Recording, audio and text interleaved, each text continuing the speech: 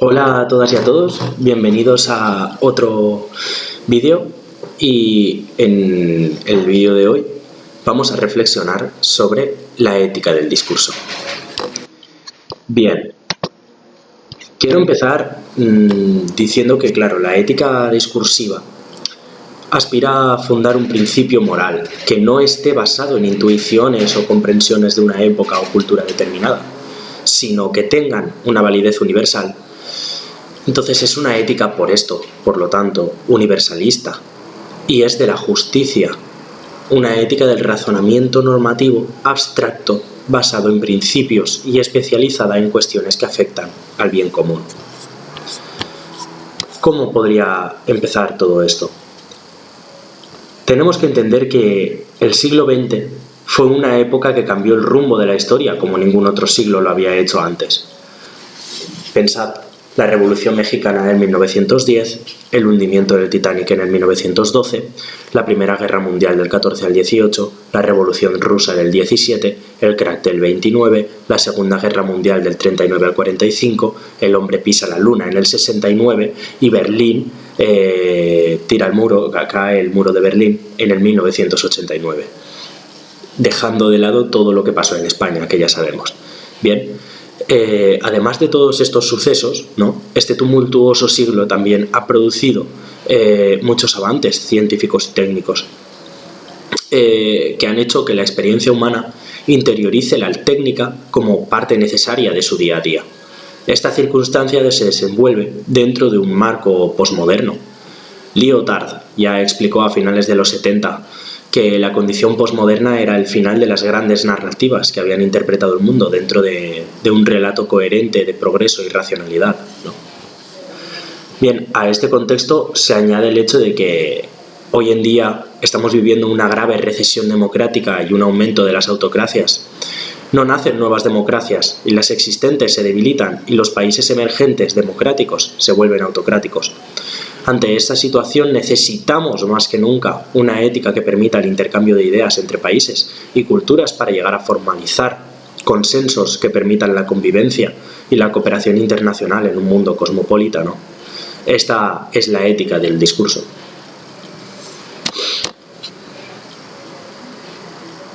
Tenemos que empezar explicando que a comienzo de los 70 de este siglo, o sea, del siglo XX, surge en Frankfurt, de la mano de Karl Otto Appel y de Habermas, una nueva propuesta ética, ¿no? Su estatus epistemológico realmente es el de una filosofía que utiliza una reflexión trascendental aplicada al factum de la argumentación, pero Habermas, por su parte, también le confiere un estatus entre la filosofía y las ciencias reconstructivistas, ¿no?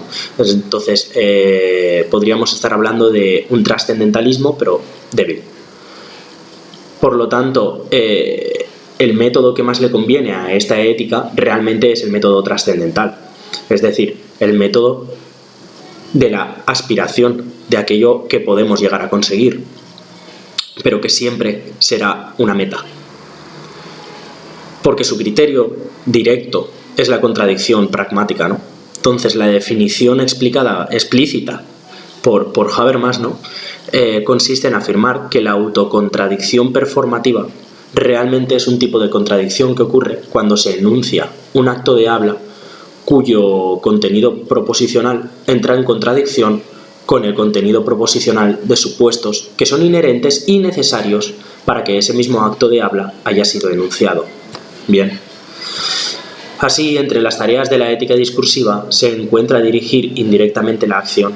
Por eso Appel insiste en dividir su ética en dos partes, ¿no? La primera, fundamentar racionalmente el principio ético, y la segunda, bosquejar el marco formal para aplicar a la acción tal principio. No solamente filosofarla, sino realmente cómo aplicarla válidamente, ¿no?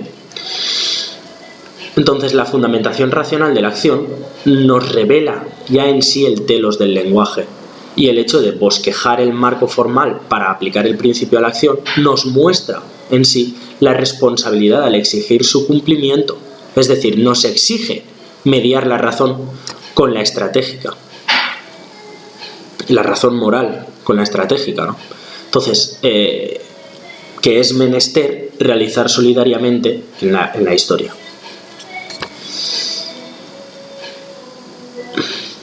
Esta ética surge realmente por la necesidad de responder a los problemas de los tiempos que corren hoy en día, ¿no? La ética discursiva realmente se basa en principios éticos universales y adopta una perspectiva procedimental. Es decir, desde ella es posible reconstruir un concepto de razón práctica, es decir, prácticamente de ética, ¿no? que permite afrontar de forma solidaria y universal las consecuencias del desarrollo científico-técnico y asegura la intersubjetividad que requiere una sociedad muy compleja como es la nuestra para responder cooperativamente a los retos que se le planteen, entre ellos la falta de respeto por la diversidad, entre muchos otros. Claro, frente al cientificismo, la ética del discurso amplía la capacidad de argumentar el ámbito ético. Frente al solipsismo metódico, que entiende la formación del juicio y la voluntad como producto de una conciencia individual, ¿no?, descubre la reflexión pragmática el carácter dialógico de la formación de la conciencia.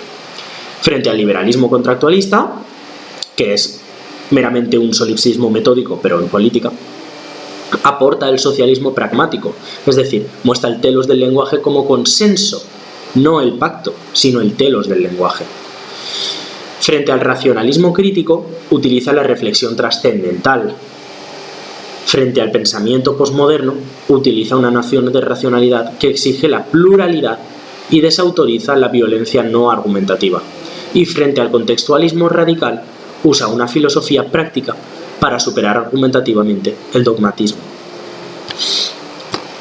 Claro, todo esto no era color de rosas, y entre Apel y Habermas hubieron ciertas disputas y discusiones, ¿no?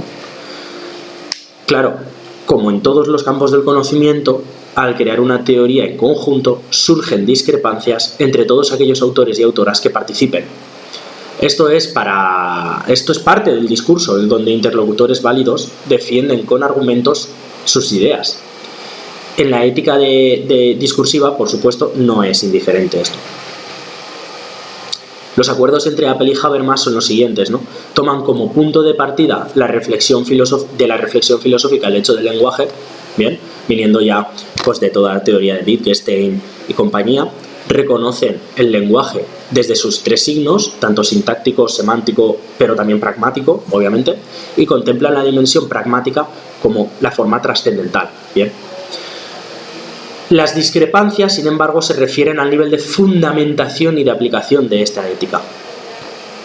Claro, las discrepancias en cuanto a la fundamentación se dan debido a que Habermas se aproxima a posiciones falibilistas, ¿no?, y contextualistas, es decir, doctrinas lógicas que sostienen la posibilidad de que una proposición dada pueda ser negada, cambiando su valor de verdad y a partir de ella obtener una nueva discriminación certera acerca de lo conocido.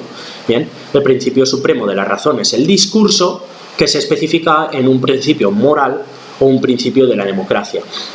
Apel, por su parte, mantiene que la ética discursiva proporciona una fundamentación última de la razón y diseña una arquitectónica de la razón donde el principio supremo es el moral,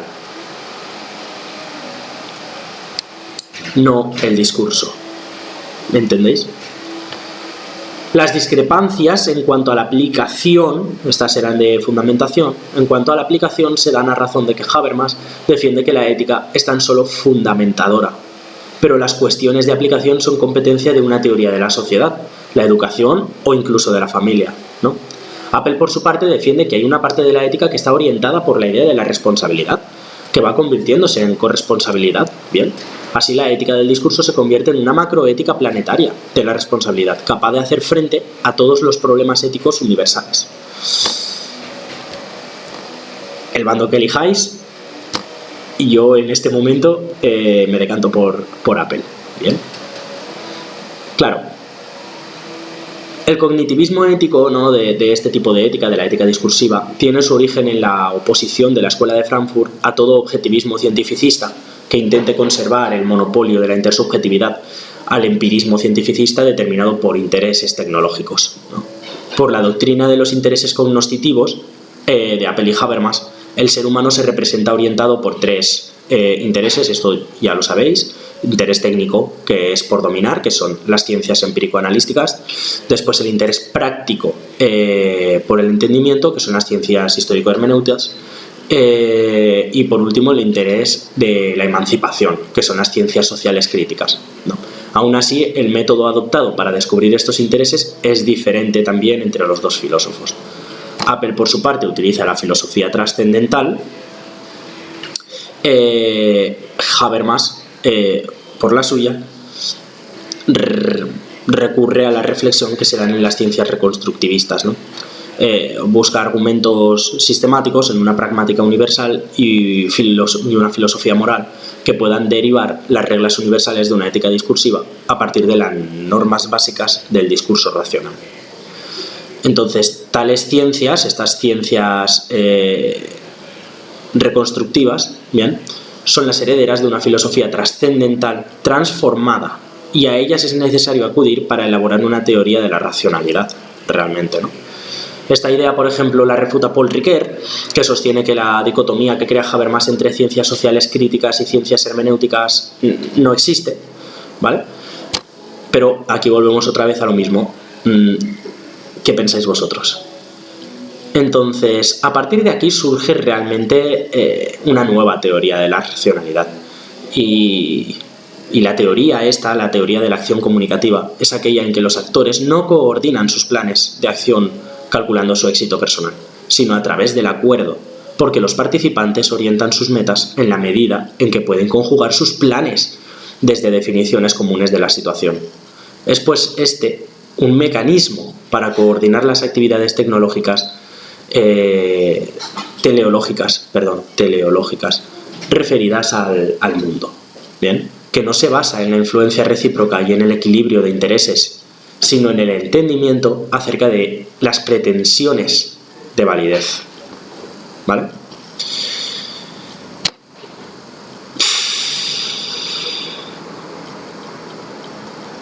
No quiero acabar con esto sin hablar de la lógica del discurso práctico, ya que la lógica del discurso práctico, que argumenta acerca de la corrección de las normas, bien, constituye la clave de la ética del discurso, porque se vale de la contradicción performativa para descubrir aquellas reglas que son trascendentales y que por esto cualquier participante de un discurso las ha admitido ya implícitamente. ¿Bien? Alexis, por ejemplo, condensa estos presupuestos en tres tipos de reglas, ¿no? Las que corresponden a una lógica mínima, los procedimientos pragmáticos para buscar el entendimiento, donde ya aparecen supuestos éticos, ¿no? Por supuesto, y las estructuras de una situación ideal de habla, que tal vez nunca se dé, pero que al tratarse de una filosofía trascendental, como ya hemos dicho, se aspira a tal, ¿no? Pero claro, la ética discursiva, al ser universalista, tiene un principio de universalización, ¿no? Al igual que, por ejemplo, la de Kant, pero no el de la moral. Este principio es la argumentación. Entonces, de aquí se sigue que, en palabras de Apple, todos los seres capaces de comunicación lingüística se deben ser reconocidos como personas, puesto que en todas sus acciones y expresiones son interlocutores virtuales, y la justificación ilimitada del pensamiento no puede renunciar a ningún interlocutor y a ninguna de sus aportaciones virtuales a la discusión, obviamente. Entonces, esto nos lleva ya a pensar en una idea de Estado democrático de derecho, ¿bien? Ya que en lo que se refiere a las relaciones entre moral, derecho y política, Apple se esfuerza por superar las tesis de la complementariedad de la democracia liberal entre vida pública y vida privada, y Habermas recuerda realmente que la lógica del desarrollo de los sistemas normativos conduce a borrar la dicotomía entre moral interna y externa y a relativizar los campos opuestos regulados por la moral y el derecho.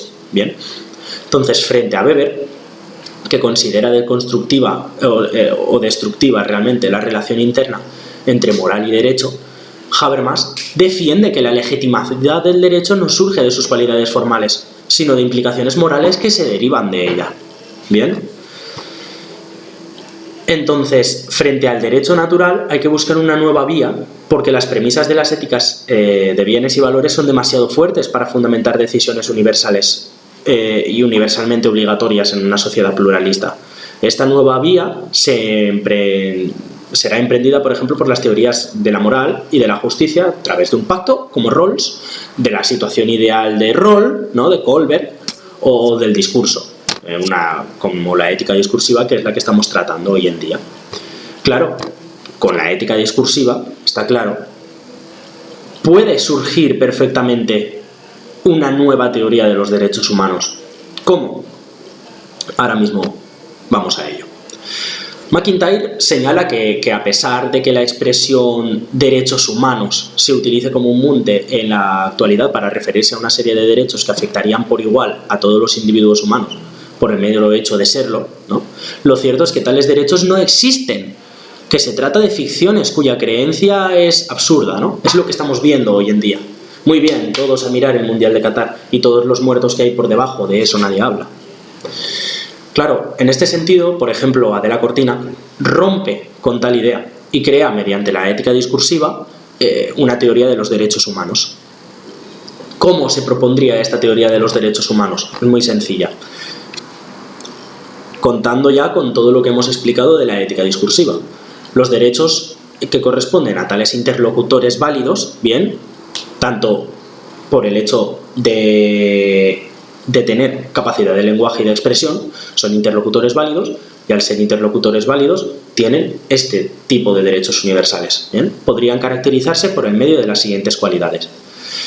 Estos derechos universales, estos derechos humanos, se tratan de derechos universales y partiendo de ellos los afectados irán fijando los restantes derechos de un modo histórico y contextual, contando con la conciencia colectiva y con las posibilidades materiales y culturales de cada época y lugar, a la hora de acordar nuevos derechos mediante diálogos y consensos fácticos. Bien, estos derechos son absolutos, en la medida en que al entrar en conflicto con otros derechos, estos son los que se deben priorizar. Son innegociables porque el mero hecho de negar su validez en un discurso práctico contradice los presupuestos del habla.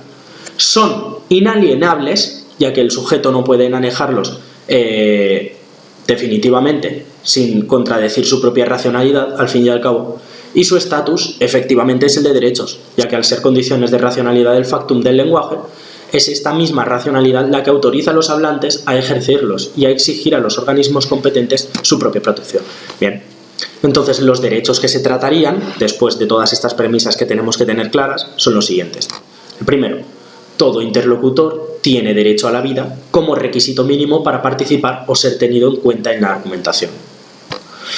Ninguna coacción, este es el segundo, ninguna coacción física o moral puede forzar su posición. El tercero, tiene derecho a ser reconocido como interlocutor válido en aquellos discursos en los que se discute sobre normas cuya puesta en vigor le afecta a él directamente. El cuarto, tiene derecho a la veracidad de los demás interlocutores. Esto es un presupuesto que si no se cumple, como ya hemos dicho antes, el interlocutor que no cumpla con la veracidad está mermando su propia autocomprensión. Bien. Y por último, obviamente, tiene derecho a que sus argumentos incidan efectivamente en las decisiones que se tomen. Es decir, se debe de respetar su autonomía y su libertad positiva.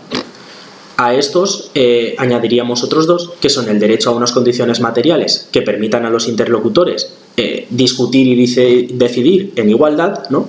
Y el derecho a unas condiciones culturales que permitan a los interlocutores discutir y decidir en igualdad, tanto materiales como culturales. Bien, ya llegamos a las conclusiones y quiero concluir realmente que, claro, el siglo XX trajo muchos cambios, ¿no? Cambios radicales a nuestra forma de comprender el mundo y las relaciones sociales. A este cambio se puede responder de una manera muy efectiva, como ya hemos visto con esta ética del discurso. Esta ética es tan sólida que a partir de ella se puede crear incluso una nueva teoría de los derechos humanos, después de comprobar que la actual, realmente firmada en el 1948, no ha servido para evitar guerras, para evitar pobreza, para evitar hambrunas, para evitar muerte. Además, nos permite plantear mejoras democráticas, como la democracia deliberativa, que abre una nueva vía frente al derecho natural, propone el universalismo frente al conservadurismo, aporta una nueva teoría de la racionalidad y un sinfín más de posibilidades sobre las que reflexionar. Bien. Aún así, obviamente, cabe aclarar que esta ética tiene un camino por delante que recorrer, muchos frentes abiertos y problemáticas claras que deben de ser abordadas y reflexionadas, como por ejemplo, obviamente, uno de los mayores problemas que yo le veo, su aplicación. El problema de la aplicación de la ética del discurso surge de la significativa diferenciación entre la anticipación contrafáctica de las condiciones ideales del discurso primordial y las condiciones reales de la interacción en la comunidad de comunicación. ¿Bien? Pero el esfuerzo bien enfocado nunca es en balde, y más cuando se trata de un esfuerzo dirigido a mejorar la vida de todas las personas.